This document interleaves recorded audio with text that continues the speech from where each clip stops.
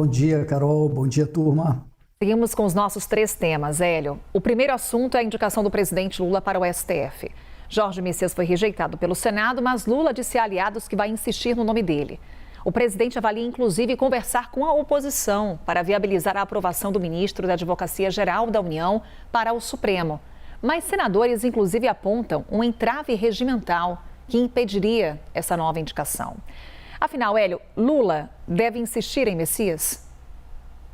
Carol, essa história é muito estranha. Ou é um grande balão de ensaio, ou Lula perdeu a noção de vez. Mas é também totalmente antidemocrática essa decisão do Lula, um desrespeito à decisão soberana do Senado. Vamos relembrar que a rejeição ao Messias ao Supremo pelo Senado foi histórica, foi inédita desde a redemocratização e foi um direto no queixo do Lula, do tipo, não venha tentar emplacar mais seus parceiros aqui. E deu uma boa projeção ao Senado, porque a sociedade tem cobrado atitude firme do Senado contra os excessos, contra os abusos do Supremo Tribunal Federal. E segundo essa notícia, Carol, o Lula não aceitou a derrota, quer tentar emplacar o Messias de novo, mas só teria chance se ele ganhasse a eleição e se essa renomeação fosse no ano que vem. Esse ano é impossível, altamente improvável. Altamente improvável porque, em primeiro lugar, o governo teria que manobrar para mudar o que você estava citando, o regimento do Senado, que não admite um indicado rejeitado ser reindicado na mesma legislatura. E não é simples alterar o regimento do Senado Federal. Em segundo lugar, teria que peitar o Alcolumbre, que nunca escondeu, a gente sabe, que preferiu o Rodrigo Pacheco. Então, o risco de desgaste continuado, de uma nova derrota do Lula, é altíssimo. Eu acho até natural que o Lula queira emplacar mais um ministro, já que ele corre sério risco de não ser reeleito. Então, isso pode ser, sim, um balão de ensaio dele para ver que nome alternativo surge ou que nomes o Centrão bota na mesa. Seria uma sinalização meio esquisitona para negociar um nome do agrado dele, mas que agrade também ao Alcolumbre, ao Centrão, que é com quem o Lula negocia tudo. Mas é preciso também lembrar que o Supremo vive a pior crise da sua história. O Fachin, presidente do Supremo Tribunal Federal, nem enfrentou os pepinos do Toffoli, do Alexandre de Moraes, no caso Master, e nem tem o respeito de uma certa ala de ministros. Ele só tem pregado no deserto pela criação do tal Código de Ética. Mas o ministro Gilmar está em guerra aberta com ele, né? Segundo a imprensa, o ministro Gilmar chamou o Fachin até de filibusteiro e tal.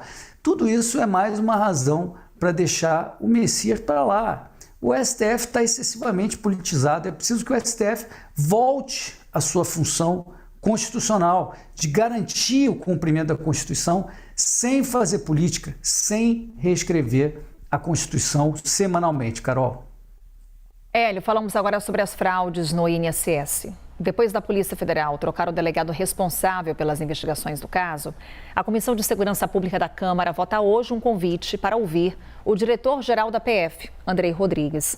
O líder do PL na Câmara, o deputado Sóstenes Cavalcante, defende que essa mudança aconteceu no momento sensível do inquérito que apura, inclusive, a suspeita de envolvimento do filho do presidente Lula, Fábio Luiz Lula da Silva, o Lulinha. Hélio, essa mudança prejudica a investigação? Carol, essa história do Lulinha é gravíssima, porque o envolvimento dele com o careca do INSS foi confirmado pela própria defesa dele. Mas a investigação, a gente viu, não foi para frente. Todo mundo vai se lembrar quando o diretor da Polícia Federal, Andrei Rodrigues, teve que comentar a história do Lulinha lá atrás. Ele disse o seguinte: não basta uma pessoa ser citada para ser considerada investigada ou não investigada. Desconheço esse detalhe do processo, creio que é um processo que está ainda sob sigilo e, infelizmente, surgiu essa possibilidade que eu não posso comentar pelo sigilo da investigação. Veja o que ele falou. Infelizmente, surgiu essa possibilidade. Mas qual a possibilidade ele se refere? É a possibilidade do Lulinha estar envolvido em crime. Isso foi em dezembro. De lá para cá, nada. Nem a Polícia Federal, nem a CPMI do INSS que blindou o Lulinha. E blindou também o irmão do Lula.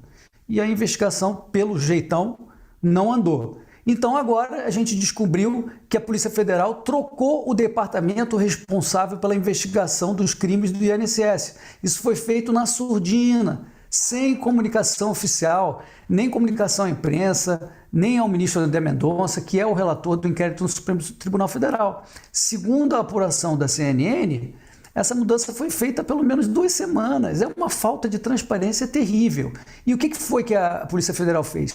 Tirou a investigação justamente do departamento especializado em crimes previdenciários e mandou para um departamento que cuida de investigação de gente com foro privilegiado. Mas, ora bolas, o Lulinha não tem foro privilegiado. E só agora, depois que mudaram a coordenação do inquérito na Polícia Federal, marcaram o depoimento da tal Roberta Luxinger, amiga do Lulinha e amiga do Careca. Tudo isso tem cheiro de blindagem, penas de blindagem, anda como blindagem e é muito ruim, porque a Polícia Federal é uma instituição de Estado, não pode servir ao governo de plantão. Vocês se lembram da chiadeira que foi quando o Bolsonaro quis trocar o diretor da Polícia Federal. O Moro pediu demissão e o Supremo Tribunal Federal impediu o Bolsonaro de nomear o diretor da Polícia Federal. Mas nesse governo Lula, essas coisas são normalizadas, né? Pelo menos por boa parte da opinião pública. Né? O aparelhamento de instituição, a gente sabe que sempre foi uma marca dos governos PT. A gente tem 2 grandes escândalos de corrupção nesse governo Lula, grandes não, gigantes, o roubo do INSS e a questão do Banco Master. A Polícia Federal, Carol, precisa ser honesta e precisa parecer honesta. Hélio, por fim, vamos falar sobre corrida presidencial. O Democracia Cristã anunciou um novo pré-candidato ao Palácio do Planalto, Joaquim Barbosa, que está afiliado à legenda desde abril. O anúncio escanteou Aldo Rebelo, que até então ocupava o posto de presidenciável e não conseguiu decolar nas pesquisas de intenção de voto. Joaquim Barbosa vai conseguir? O ministro aposentado do Supremo, protagonista ali no escândalo do Mensalão, conhecido pelos atritos com ministros da Suprema Corte, consegue romper a polarização política no Brasil?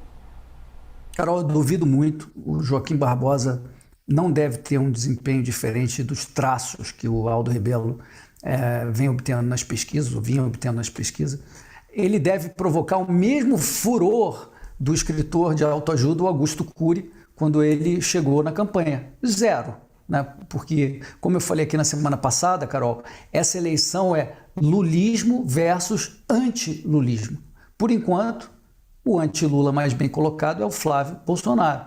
Na eventualidade da candidatura dele perder força por causa da ligação com o Vocaro, tem ainda o Zema, tem o Caiado, tem o Renan.